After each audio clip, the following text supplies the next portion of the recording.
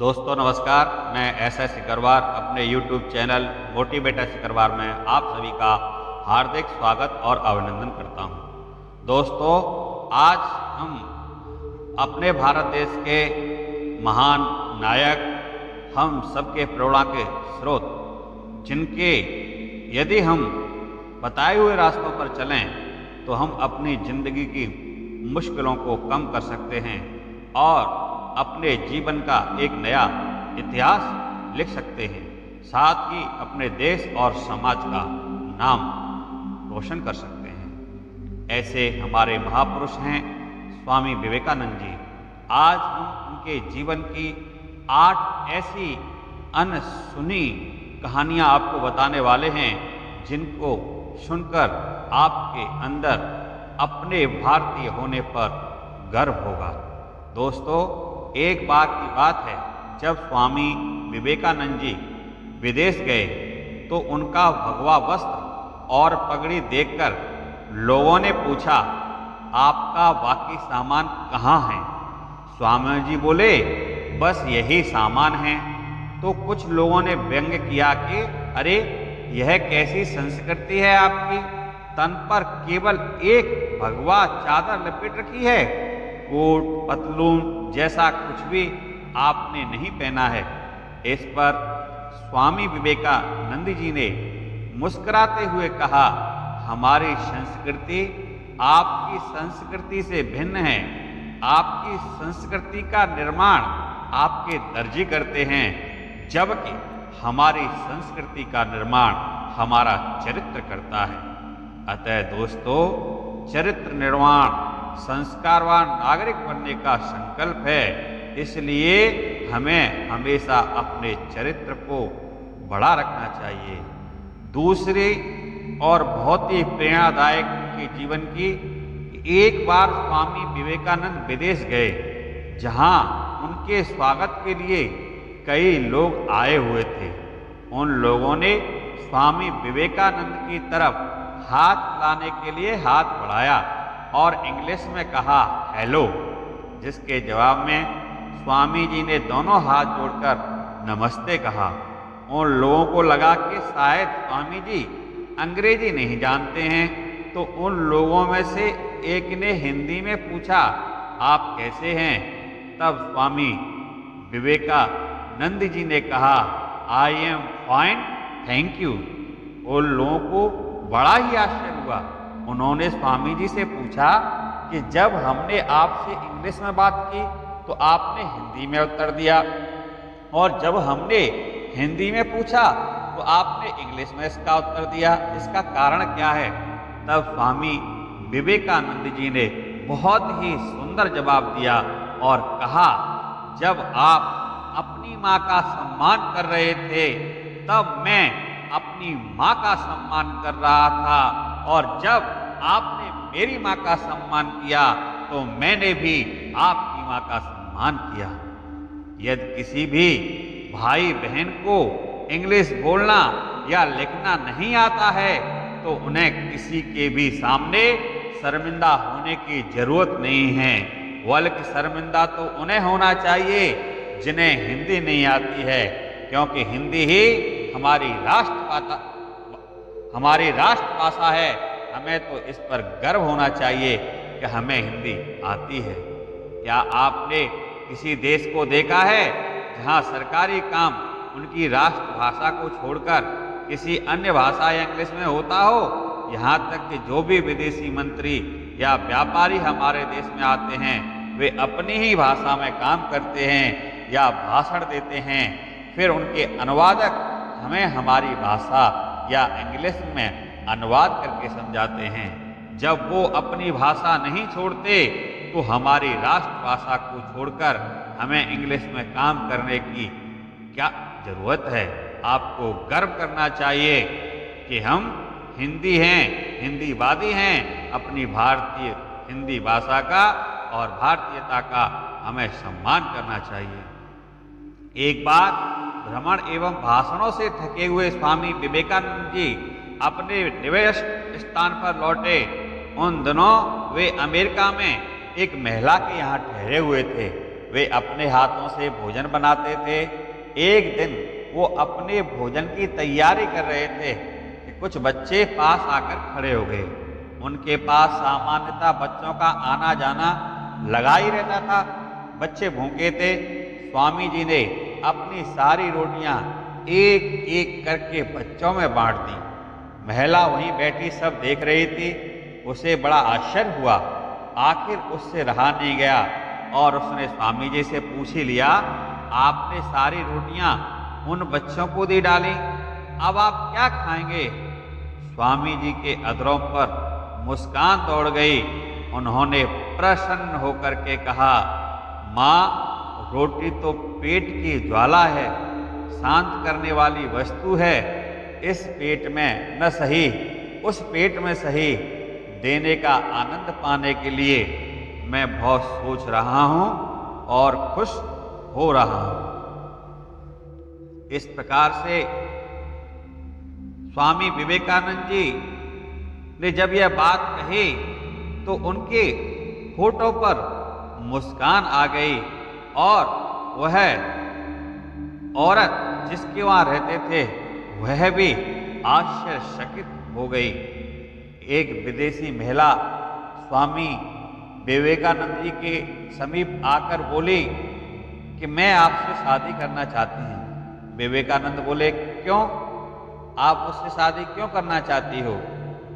क्या आप जानती हो कि मैं एक सन्यासी हूँ और मैं शादी नहीं कर सकता?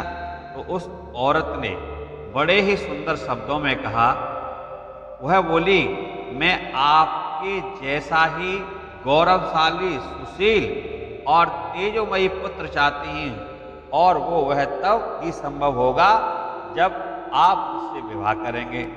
स्वामी विवेकानंद जी ने बड़े ही सहज और सरल जवाब दिया जो बहुत ही प्रेरणादायक और सुनने वाला था, अमल करने वाला था। उन्होंने कहा, हमारी शादी तो संभव नहीं है, परंतु एक उपाय है। औरत ने पूछा, क्या? विवेकानंद जी ने बोला, आज से मैं आपका पुत्र बन जाता हूँ और आज से आप मेरी माँ बन जाओ। आपको मेरे रूप में मेरा जैसा बेटा मिल जाएगा।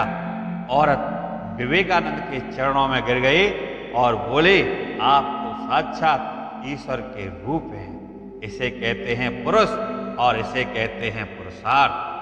इसी प्रकार से एक बार की बात है, स्वामी विवेकानंद जी अमेरिका में एक सम्मेलन में भाग ले रहे थे।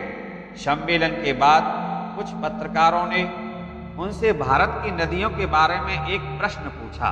पत्रकार ने कहा, स्वामी जी, आपके देश में किस नदी का जल सबसे अच्छा है?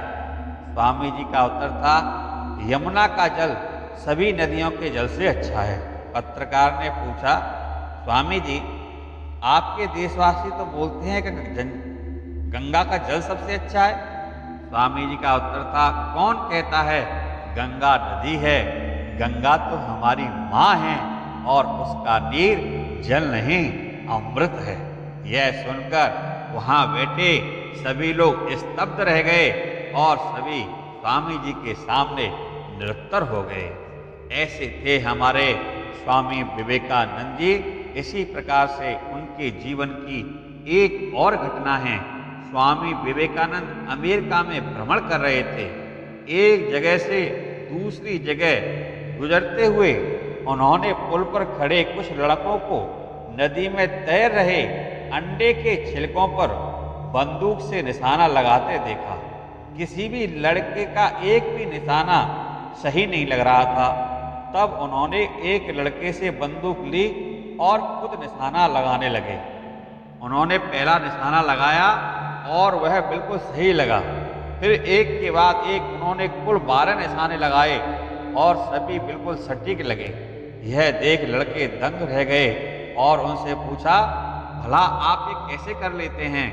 स्वामी जी बोले, तुम जो भी कर रहे हो अपना पूरा दिमाग उसी एक काम में लगाओ।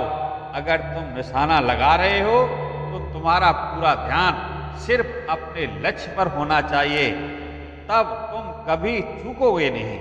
अगर तुम अपना पाठ पढ़ रहे हो तो सिर्फ पाठ के बारे में सोचो। मेरे देश में बच्चों को यही करना सिखाया जाता है, यही पढ़ाया जाता है।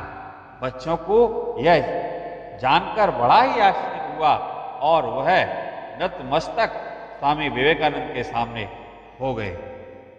एक बार बनारस में स्वामी दुर्गा जी के मंदिर से निकल रहे थे कि तभी वहां मौजूद बहुत सारे बंदरों ने उन्हें घेर लिया और वे उनके नजदीक आने लगे और डराने लगे। स्वामी जी ने भयभीत हो गए और खुद को बचाने के लिए दौड़ दौड़ कर भागने लगे, पर बंदर तो मानो पीछे ही पड़ गए और वे उन्हें दौड़ाने लगे। पास खड़ा एक वृद्ध सन्यासी यह सब देख रहा था। उसने स्वामी जी को रोका और बोला, रुको, उनका सामना करो। स्वामी जी ने तुरंत पलटे और बंदरों की तरफ बढ़ने लगे। ऐसा करते ही सभी बंदर भाग गए। इस घटना से स्वामी जी को एक गंभीर सीख मिली और कई सालों बाद उन्होंने एक संबोधन में कहा, यदि तुम किसी चीज से भयभीत हो, उससे भागो मत, पलटो और सामना करो, आपकी जीत निश्चित होगी। इसी प्रकार से एक बार स्वामी विवेकानंद जी से एक जिज्ञासु ने प्रश्न किया, पूछा कि आप जो है किस कारण से मां की महिमा इस संसार में महान बताते हो, मां की महिमा इस संसार में क्यों अधिक है? स्वामी जी ने मुस्कुराकर उस व्यक्ति से बोला, 5 सेर वजन का एक पत्थर ले आओ।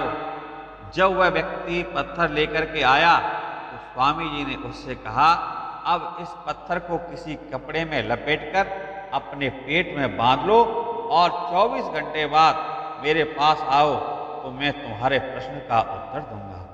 स्वामी जी के आदेशानुसार उस व्यक्ति ने पत्थर को अपने पेट पर बांध लिया और चला गया। पत्थर बंधे हुए दिन भर में वो अपना काम करता रहा, किंतु हर क्षण उसे परेशानी और थकान महसूस हुई। शाम होते होते पत्थर का बोझ संभाले हुए चलना फिरना उसके लिए असहाय हो गया। थका मादा वह स्वामी जी के पास पहुंचा और बोला, मैं इस पत्थर को अब और अधिक देर तक बांधे नहीं रख सकूंगा।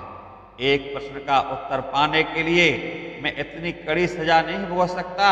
स्वामी जी मुस्कुराते हुए बोले, पेट पर इस तरह का बोझ तुमसे कुछ घंटे भी नहीं उठाया गया और माँ अपने घर में पलने वाले शिशु को पूरे 9 माह तक और गृहस्थी का सारा काम करती है। संसार में माँ के सिवा कोई इतना धैर्यवान और सहनशील नहीं है, इसलिए माँ से बढ़कर इस संसार में कोई और नहीं है। दोस्तों, ऐसी ही अनगिनत कहानियाँ स्वामी विवेकानंद के जीवन में भरी पड़ी हैं। यदि हम उनको सुन लें, उनको समझ लें, उनको अमल में ले आएं, तो जीवन हमारा सफल हो जाए।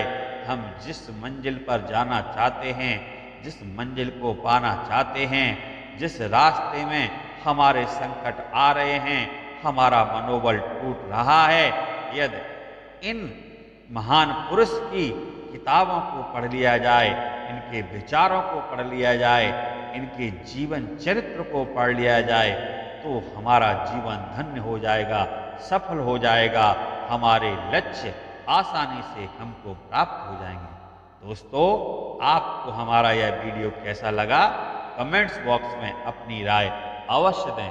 और हाँ, जो लोग इस चैनल पर पहली बार आए हैं, वो हमारे चैनल को सब्सक्राइब करना ना भूलें। जय हिंद दोस्तों, फिर मिलेंगे एक नई प्रेरणा के साथ, एक नई ऊर्जा के साथ।